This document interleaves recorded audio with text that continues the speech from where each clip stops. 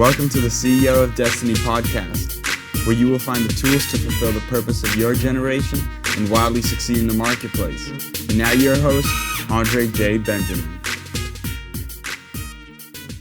By the way, what pushed you to write that? Because I just thought it was a great. That's how I discovered you, because I'm always looking for things that are that add value and that I'm curious about. And so when I saw somebody basically being, one of my favorite people was Mr. Rogers, and I grew up, and I wouldn't tell all my close friends that back in the day, but it was a sense of calm in a chaotic world to kind of sit down and slow down. You know, it's like I'm a 7-year-old that was watching horror films and mafia movies and stuff. And so when I get to watch some Mr. Rogers, it slows down. So I was like, wow, this guy's like a modern day Mr. Rogers. He's kind of, reaching out to a generation that needs some encouragement. So what got you to actually chronicle it and start to scribe it, put it into a book format?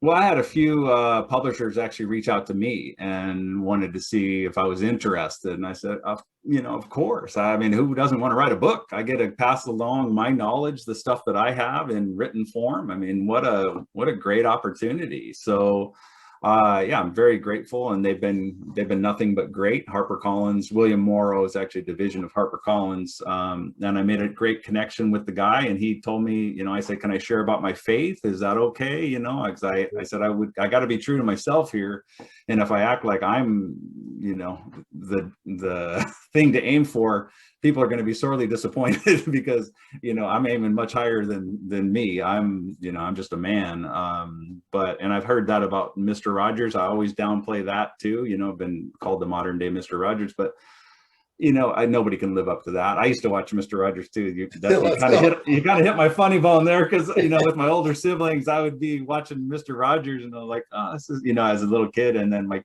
older brothers would come home and like, change this channel. I can't be caught watching Mr. Rogers.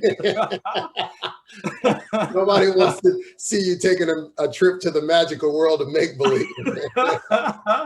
Exactly. But so it's been just such a blessing. I'm so grateful that I can pour back into the next generation. And I'm also trying to encourage dads to be there, for their kids, and hang in there and don't run after stuff. Because if you do, you leave ripple effects behind you that somebody else is cleaning up that mess, whether it's society or whether it's, some siblings or whoever stepping in to try to clean up the mess that you left behind. And it's cool to be a dad. Would you agree? It is, our society. For the world, wouldn't trade it. Oh my goodness, what a blessing! Homer Simpson and Al Bundy. They kind of, while they have some funny moments, I think that it's actually kind of been a little hurtful, because it kind of, we can just make fun of dad. The dads are the buffoonish oafs that people don't. Yeah, that ain't right. That ain't right. It's cool to see the encouraging for young people to see it. I'm definitely getting more than one copy. I mean, I've already thought of people I can gift it to, because it's just, if number one, you also like you said, to take complex things and make them simple. That's a gift. So it's just cool to see you going on in this work. What do you see in the long term? Because I know you're talking about things are on the horizon with offers around the show, and I don't know.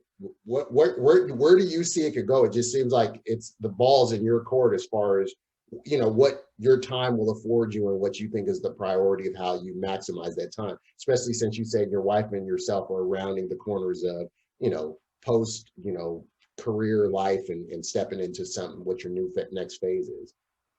Yeah, I'm trying to hold it with an open hand. I just want to do what the Lord would have me to do. I want to represent him well. That's a big part of what I'm doing. I want to the best of my ability, because I think I have been given a platform for good, to steer people in a good direction. And so as long as I maintain that, and so trying to filter through all the different sponsors and stuff, trying to figure out how that works to see if maybe this is something I could do full time, so I could put more energy into it, because right now I'm spread pretty thin.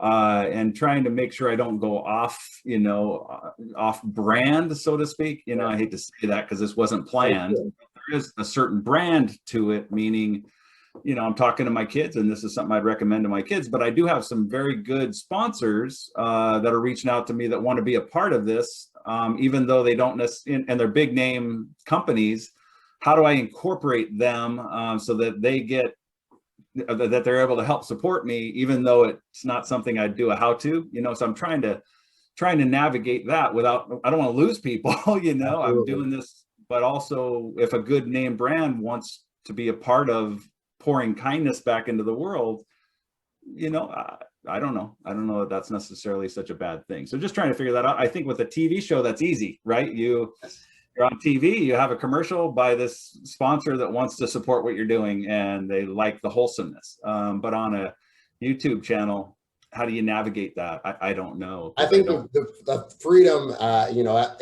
as we wrap this up, I think the freedom of you being able to, the one thing I do like about the era we're in is it's kind of removed the gatekeeper. And I like the fact that it really is up to you. As you said, it's like, I could do this or I could do that, but you want to choose wisely. I mean, you even talk about making decisions in here and about, the analysis paralysis type deal and whatnot. But I think it's very encouraging to see you mindfully considering how you maneuver rather than just, all right, this came along, now I'm doing this and doing that. And I know it's all so quick. This has all happened in a short window, that things really surged during the time when the world shut down. So it is really for such a time as this. What would you say the whole purpose of this podcast and this show is, in particular, to bring encouragement to people, to help them bring in a return on the investment that's been made into them through their creator? And it really is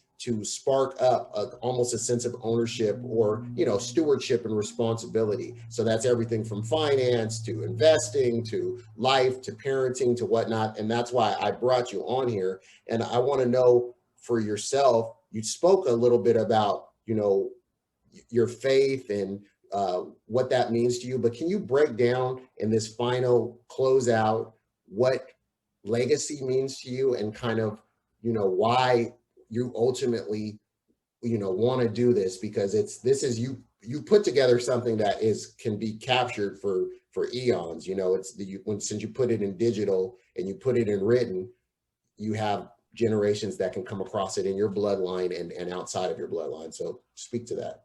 Well, thank you. That's very kind. Yeah, I am grateful that I've been given this opportunity to leave a healthy legacy, a lot of times we run after things and think, oh, that'll satisfy me. But sometimes we just need, some wholesomeness, some, just being good to each other, that sort of thing. I hope my legacy is that, I am called to love God and love people. I think that that's what God would want me to do. It's as simple as that. There's a song out, actually, a Christian song that says that, break it down for you. Love God, love people. If that's my legacy, because I understand that this is temporary, I'm not going to be here forever. I will at one time pass on. I think early on in my life, I understood that once I became a Christian. I think I understood that, an eternal perspective is so important because, we're all heading there, whether you want to talk about it or not. You won't be here forever. You're eventually going to pass. And so, I think if I can be known as somebody that just wanted to help people to the best of my ability and ultimately point them to the Lord, that's, I don't think I could ask for a better legacy than that.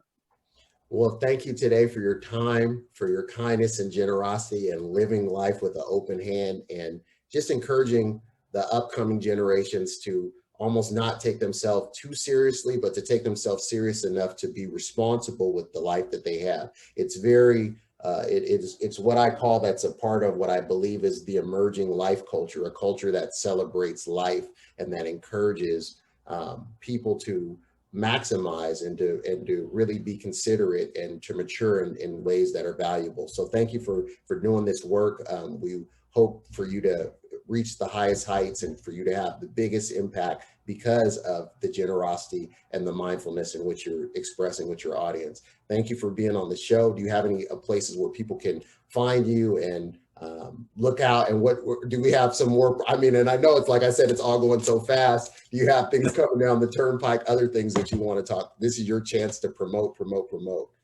Yeah, I always feel a little bit weird about it, but I do feel good about the book. I think the book I poured a lot of time and rewrote it to make sure that I felt good about it. Thankfully, my brother Rick helped me with that too. But I think that it is a valuable resource. I see it as a graduation gift or as a going off to college gift, because there's some inspiring words in the first part with my siblings. And then there's also how to budget, how to pay your bills, how to, ultimately get to the point where you can start investing. What does that look like? So I think there's enough there that hopefully it would hang on somebody's shelf and people wouldn't, donate it to Value Village after they're done, that they'd actually hang on to it. Because I think there is some resources there that you would want to be able to, look back to. So yeah, I have my YouTube channel, Dad, How Do I? You can just go to YouTube and Dad, How Do I? And Instagram, Dad, How Do I? I'm on Facebook too, Dad, How Do I? My daughter takes care of both of those for me. And then I actually do have a website that we set up where we sell a few shirts or what have you. We don't push that a whole lot, but it's dadhowdoiofficial.com. And when you go there, there's a pop-up that comes up so you can actually order the book, because the book's available on Amazon, Target, Barnes and Noble. Trying to think, Queen Anne Bookstore is my local bookstore that I did a bunch of signed copies for them. Absolutely. The book is called Dad, How Do I? This is the man, the legend, the person who's pouring into the generations. We thank you for having you on the show today. We want people to find you where they can. Take action, go grab the book, grab a couple copies, give it, graduation just passed, but you have people going their way to new phases of life. And I think it's a great tool and a resource. So thank you for being on the show. Yeah. Thanks for having me on, Andre. Appreciate it. Absolutely. Thank you for listening to today's episode. Do us a favor. If this was useful in any way for you, please go to iTunes and leave us a review. Reviews will allow others to easily discover the podcast. If you'd like more information and to receive a free download, Rediscover Your Destiny, go to ceoofdestiny.com. Thanks again, and tune in next time.